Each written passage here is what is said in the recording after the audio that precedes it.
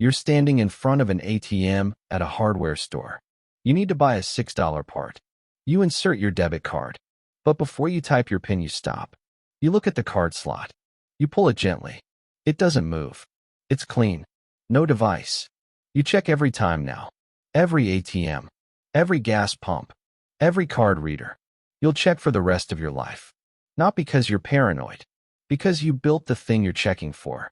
This is how it started. Level 1. The reader. You're 23 years old, and you work at a gas station off the interstate. $11 an hour. You work the night shift because nobody else wants it. 10 p.m. to 6 a.m. 8 hours of watching headlights pull in and pull out. You sell cigarettes and energy drinks and lottery tickets to people who don't look at you. You're behind bulletproof glass for most of the shift. The glass has a scratch down the middle from something you don't want to know about.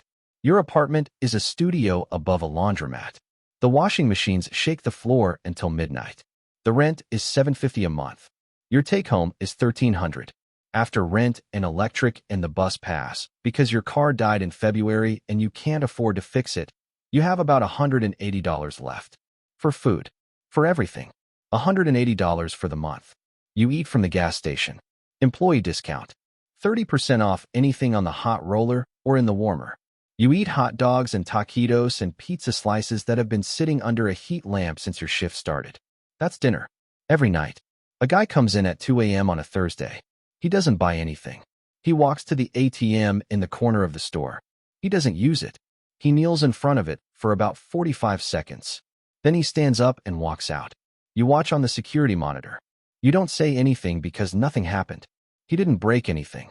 He didn't take anything. He just knelt in front of the ATM and left. He comes back 2 days later. Same time. 2 a.m. He kneels in front of the ATM again. This time you watch more carefully on the monitor. He's doing something with the card slot. Attaching something over it. A thin piece of plastic that fits perfectly over the existing slot. Then he places something on the top edge of the ATM near the screen. A tiny strip. Almost invisible. He stands up and walks out. The whole thing takes less than a minute. You walk over to the ATM after he leaves. You look at the card slot. It looks normal. You wouldn't know anything was different unless you were looking for it. You pull the card slot gently. It moves. There's a device underneath. A skimmer. A thin magnetic stripe reader that sits over the real card slot and reads every card that gets inserted. The strip on top is a pinhole camera aimed at the keypad. It records the pin. He comes back a week later. 2 a.m. He walks to the ATM. He removes the skimmer and the camera. He walks to the counter. He looks at you. He knows you saw. You know he knows. He slides $200 across the counter. He says he'll be back next month. He says if the skimmer stays untouched for the full month, he'll pay $500. He says if you call the cops, he'll know because the camera also records the store. You know this is wrong.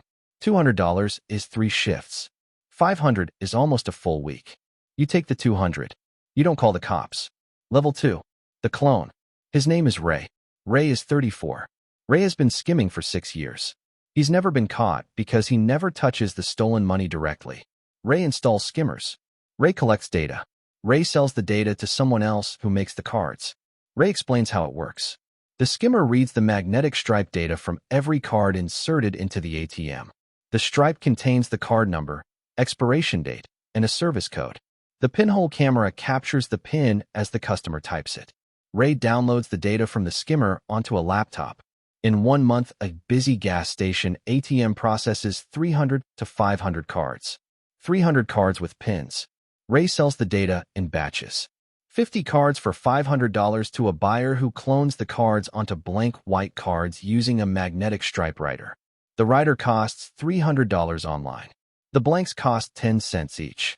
The buyer loads the stolen card data onto the blanks and withdraws cash from ATMs using the stolen pins. $500 per card. $250,000 from 1 month of one skimmer on one gas station ATM. Ray doesn't clone. Ray doesn't withdraw. Ray just installs and collects. The distance between Ray and the money is what keeps Ray free. Ray offers you a job. Not watching the skimmer anymore. Installing them. Ray has 12 locations across 3 counties. Gas stations. Convenience stores. Standalone ATMs in bars and restaurants. Each location needs a skimmer installed and removed every 30 days. Ray can't do all 12 himself. He needs a second installer. The pay is $1,000 per location per month. You install the skimmer. You remove it 30 days later. You hand the device to Ray. Ray downloads the data. Ray pays you cash.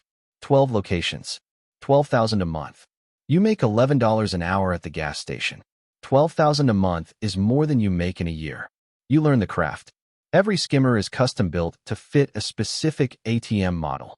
Ray makes them from 3D printed shells molded from real card slots. He takes a silicone mold of the actual ATM card reader and prints a shell that fits over it perfectly. The plastic matches the ATM color exactly. Beige for the gas station models. Gray for the bank models. Black for the standalone units and bars. Each one is different. Each one is invisible. The magnetic reader inside is thinner than a credit card. It reads the data from the magnetic stripe as the card slides through. The customer feels nothing different. The card goes in. The card comes out. The transaction works normally. The only difference is the skimmer copied everything on the stripe before the ATM even saw it. The pinhole camera runs on a battery that lasts 45 days. The lens is the size of a pen tip. It sits on a strip that blends into the ATM frame along the top edge near the screen. It records downward at an angle. It captures every finger that touches the keypad. Every pin. For digits. That's all it needs. The whole device weighs less than a cell phone. It installs in 45 seconds and removes in 30. No tools. No wires. Snap on. Snap off.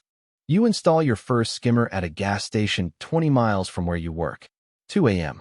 No customers. The parking lot is empty. One streetlight buzzing. You walk in like a customer.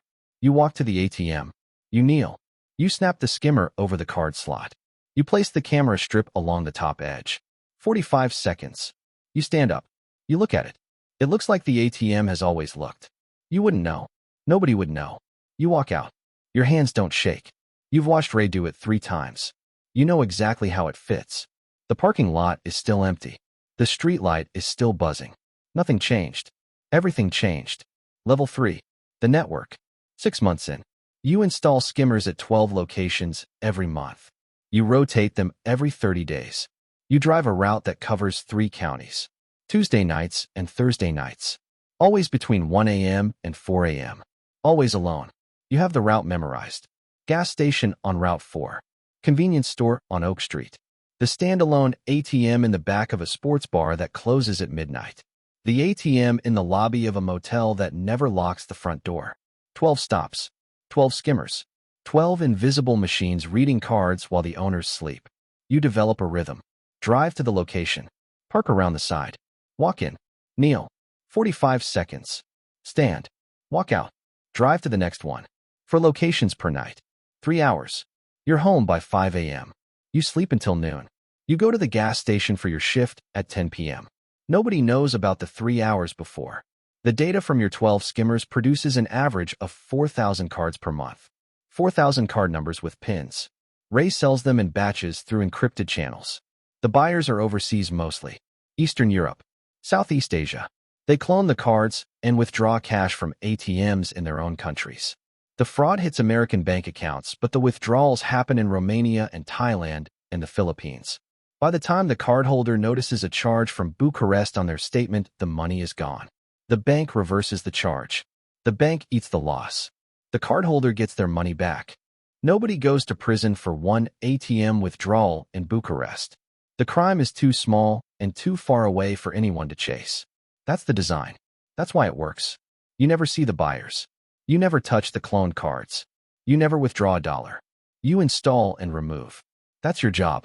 The distance between you and the stolen money is 3 people deep.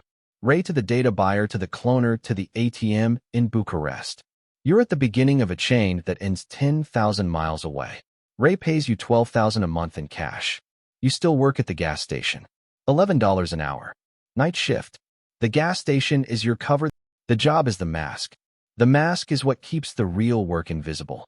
You move to a better apartment. 1 bedroom. No laundromat underneath. The floor doesn't shake. You buy a car. Used but reliable. You pay cash.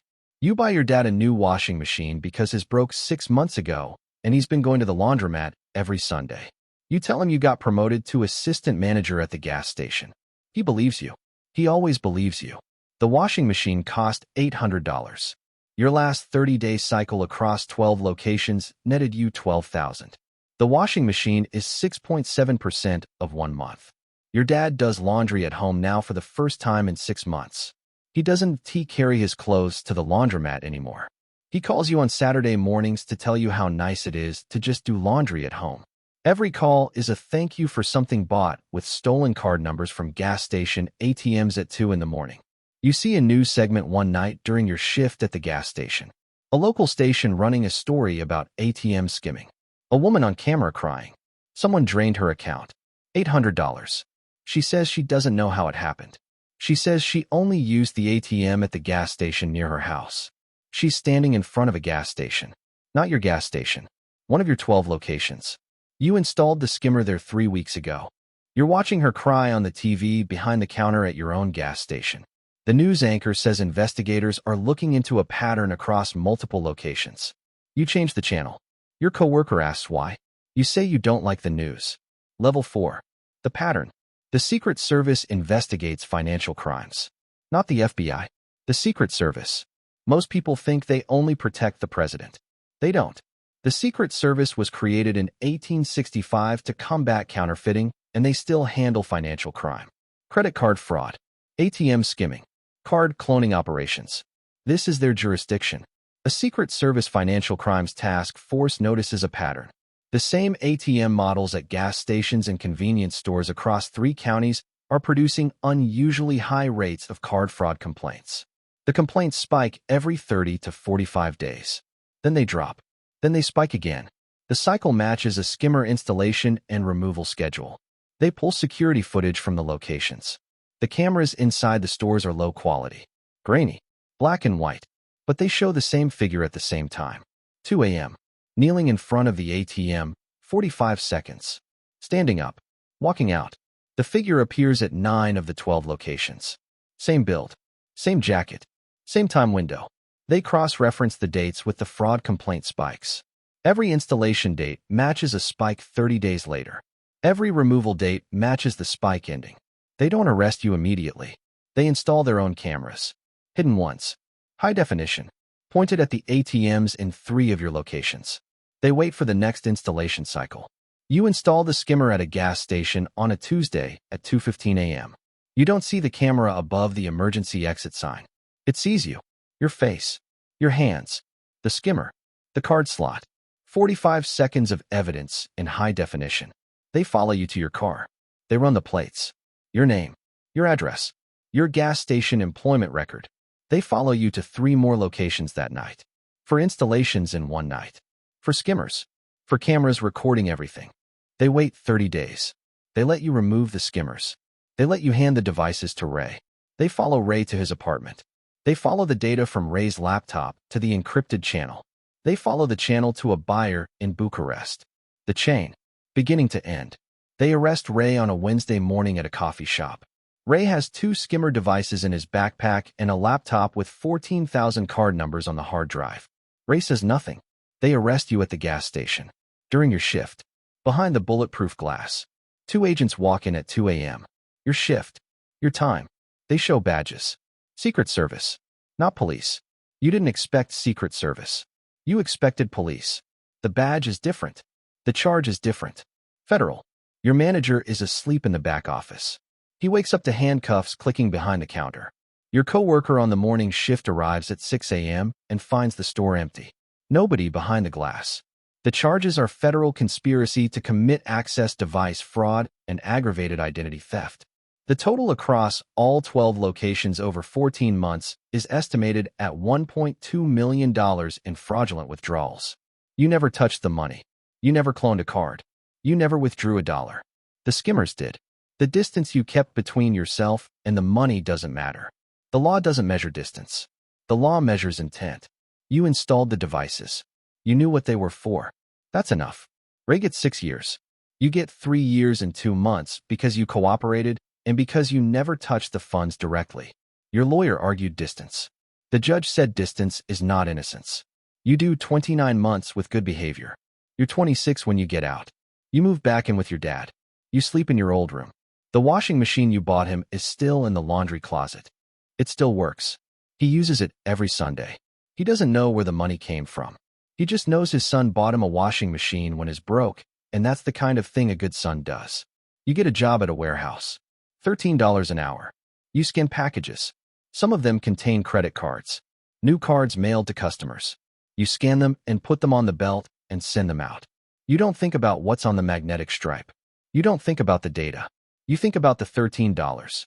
You go to the bank on Friday to deposit your paycheck. You walk up to the ATM. You insert your card. You type your PIN. You stop. You look at the card slot. You pull it gently. It doesn't move. It's real. It's clean. No skimmer. You check every time now. Every ATM. Every gas pump. Every card reader at every store. You wiggle the slot. You look for the camera. You check. You'll check for the rest of your life. Not because you're paranoid. Because you know what's there when nobody's checking. You built it. You installed it. You know exactly what 45 seconds looks like from the other side. Your dad calls you that night. He tells you the washing machine is making a funny noise. He asks if you can come look at it this weekend. You say yes. You drive to his house on Saturday. You open the machine. The drum bearing is worn. It needs replacing.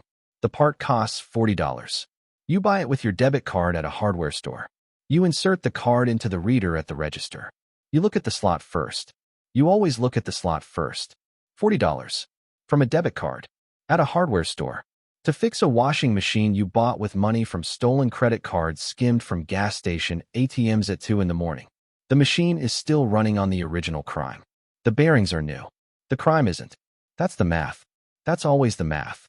The math doesn't stop when you do. The math keeps running. The machine keeps spinning. And the card slot is always the first thing you check.